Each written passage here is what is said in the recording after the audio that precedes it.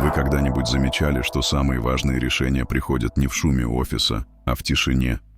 Почему тогда мы так боимся остаться наедине с собой? Об этом прямо сейчас. Не переключайтесь.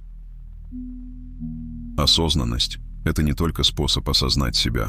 На самом деле это еще и важнейший инструмент для достижения обычных мирских целей. Миллионы людей стремятся стать осознанными, читая книжки, общаясь с гуру или практикуя коллективные практики. Но осознанность рождается не в шуме, а в тишине. Тот, кто научился быть наедине с собой, обретает не только глубину, но и ту ясность, которая помогает и в быту, и в семейных отношениях, и в успешном ведении бизнеса. Сегодня я конкретно и на личном примере расскажу, почему именно уединение, а не совместные практики, общение с гуру или церковные богослужения являются ключом не только к пробуждению осознанности, но и к гармоничному счастливому существованию. С вами Ашраэлин. Вы на канале, где простым языком раскрываются тайны нашего сознания и мироздания, чтобы лучше познать себя и свою роль в этом мире. Многие верят, что чем больше они погружаются во внешние духовные практики, коллективные медитации, групповые молитвы, семинары, обсуждение священных текстов, тем ближе они к просветлению. Но это не так. Коллективные практики создают иллюзию движения.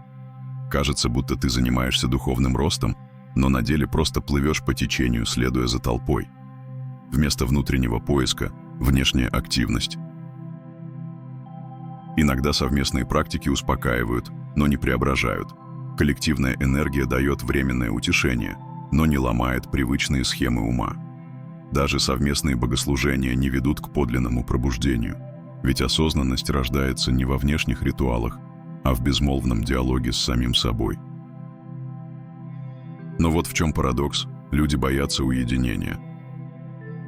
И вот 5 причин этого страха, которые встречаются чаще остальных.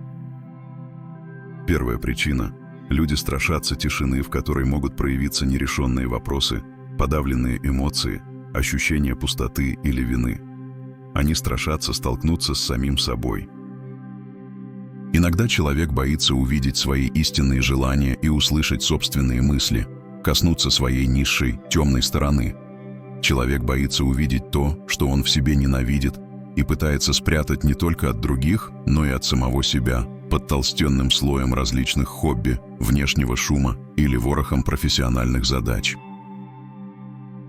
Но правда в том, что попытка не замечать противного себе не означает его отсутствие. Намеренно скрываемые от себя мысли и эмоции, скрытые или неосознанные, как и игнорированные болезни, тихо, но планомерно уничтожают весь организм, распространяясь и на здоровые участки тела. Вторая причина – люди боятся ответственности. Ответственность – это когда ты сказал, сделал, а потом не убегаешь, а стоишь и держишь удар. Большинство людей этого боятся, поэтому проще раствориться в толпе. В толпе все можно. Пукнуть, и никто не узнает кто. Закричать глупость, и вроде не ты один, все кричали. Швырнуть камнем, а потом сказать: «Так это не я просто рядом стоял». Толпа дает иллюзию безопасности. Здесь легко творить гадости, списывая все на коллективную ответственность. Хотя на деле никто ни за что не отвечает. Толпа – это удобный инструмент для управления. Потому что стадом проще управлять. Стадо само себя пасет. Один гавкнул, остальные подхватили. Ходить поодиночке – это качество тех, кто не боится проявить свое мнение и нести за него ответственность. Они мыслят самостоятельно, знают, что любое действие – это выбор. И за выбор нужно отвечать. Третья причина – погоня за откликом, похвалой и советами. Но стремление к похвале, славе или чужим советам – путь в никуда. Ни чужие похвалы, ни общественное признание, ни даже самые мудрые советы не создадут твоего счастья и не приведут к себе. Твой путь знаешь только ты. Но чужие мнения легко могут сбить с дороги или подменить твои цели своими. Четвертая причина – страх остаться невостребованным. Словно без суеты ты перестаешь быть значимым. Пятая причина – страх упустить что-то важное. Люди боятся, что пока они погружены в тишину, в реальности произойдет нечто значимое, а они этого не заметят. Ведь результат практики молчания не очевиден, и кажется, что время потрачено впустую. Друзья мои, решение проблем не в игнорировании себя, своих мыслей, желаний и эмоций, не в развитии своей значимости, не во внешней опоре, а наоборот, во встрече с собой и в установлении внутреннего диалога. Скажу честно, мне тоже иногда страшно оставаться с собой наедине. Я ведь обычный человек, у меня тоже есть страхи, темные стороны, совесть, эго. Но у меня есть правило, которому я неукоснительно следую из года в год. Ежедневно я выделяю 20-30 минут в день на то, чтобы просто посидеть в тишине без телефона, музыки или книг и послушать свой внутренний голос. В режиме моей работы это очень тяжело.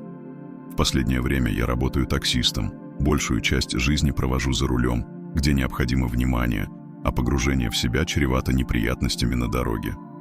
Но в середине рабочего дня я обязательно нахожу время остановиться, например, на заправке, отключить уведомления от заказчиков и просто посидеть в покое. Понимаю, что 20-30 минут – это много для тех, кто никогда не практиковал уединение, поэтому для начала хватит 5-10 минут. Поверьте, работа не пострадает и ваша значимость не улетучится. Но зато вы приобретете самое важное – самого себя, благодаря чему и ваша личная жизнь, и профессиональная деятельность получат небывалый толчок вверх, ведь многие успешные люди замечают, что самые прорывные идеи, решения сложных задач и моменты озарения приходят именно в тишине. А сейчас я назову 5 преимуществ, которые вы получите, если посвятите несколько минут в день на внутренний диалог с самим собой.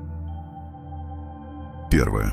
Если вы научитесь не бояться тишины, то обнаружите, что принимаете более осознанные решения, потому что слышите именно себя, а не чужие ожидания.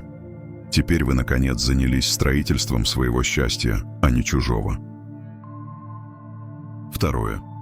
Со временем вы обнаружите, что все меньше нуждаетесь в одобрении окружающих. Вы почувствуете, как исчезает зависимость от внешней оценки. Вы уже не ищете постоянного подтверждения своей значимости.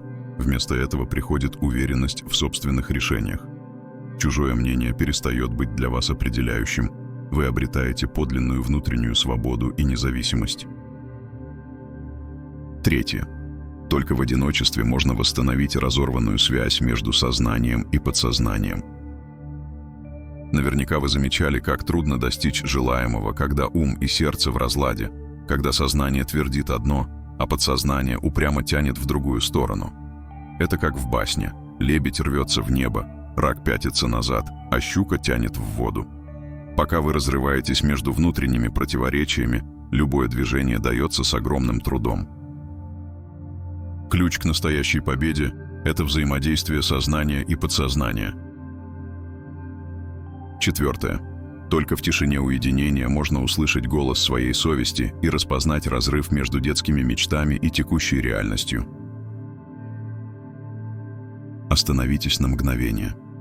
Вспомните чистые детские мечты, те, что были до того, как вы стали зависимы от бытовых проблем, внешних правил и общественного мнения. Многие, мечтавшие о благородной профессии врача, со временем обнаруживают, что их практика превратилась в рутинный заработок. Те, кто грезил о творчестве, вдруг осознают, что ни разу даже не взяли в руки кисть. Эти осознания могут быть болезненными, но необходимыми. Но только так можно что-то изменить. Жизнь, прожитая без следования внутреннему голосу, рано или поздно потребует отчета. И лучше этот диалог с собой не откладывать, ведь твоя земная жизнь не бесконечна. Пятое. Только в состоянии тишины, когда ум освобождается от постоянного потока новых данных, появляется возможность глубоко переработать полученный опыт и использовать его на благо себе. Сегодняшний мир устроен как гигантский информационный конвейер. Из всех устройств, смартфонов, компьютеров, телевизоров на нас льется непрерывный поток данных, которые смешиваются и накапливаются, не успевая быть осознанными. Без молчаливых пауз любая информация остается поверхностной, как непереваренная пища, которая не приносит пользы. Но когда вы даете себе время на переваривание, знания становятся частью вас и начинают работать на ваше развитие. Итак, друзья мои, вместо того, чтобы бояться внутреннего диалога, направьте его в осознанное русло. Спросите себя, что я чувствую сейчас, без всех этих дел и людей вокруг, чего я хочу на самом деле, какие мысли я обычно заглушаю и почему. Но ни в коем случае не превращайте тишину в самобичевание. Если всплывают неприятные эмоции, наблюдайте их как бы со стороны, но не погружайтесь в них. Практикуйте мысленный детокс. Записывайте все, что крутится в голове, а затем анализируйте, что действительно важно, а что просто мусор. В уединении вы не обязаны ни перед кем отчитываться, соответствовать каким-то надуманным стандартам или что-то доказывать. Это пространство чистой свободы. Пусть хотя бы эти несколько минут в день станут временем истины. Временем, где нет образов, ролей и ожиданий. Есть только вы, настоящий. Не бойтесь себя, ведь вас таким создал Творец, а значит, вы совершенны. Поделитесь, пожалуйста, в комментариях. Боитесь ли вы одиночества? Если да, то что пугает больше всего? Если любите уединение, какие откровения оно вам принесло? Приходили ли к вам в тишине важные решения или творческие вдохновения? Налажена ли у вас связь с подсознанием? Если нет, хотите ли ее наладить? До встречи в следующих выпусках. И пусть живая осознанность сопровождает вас на каждом шагу, друзья мои.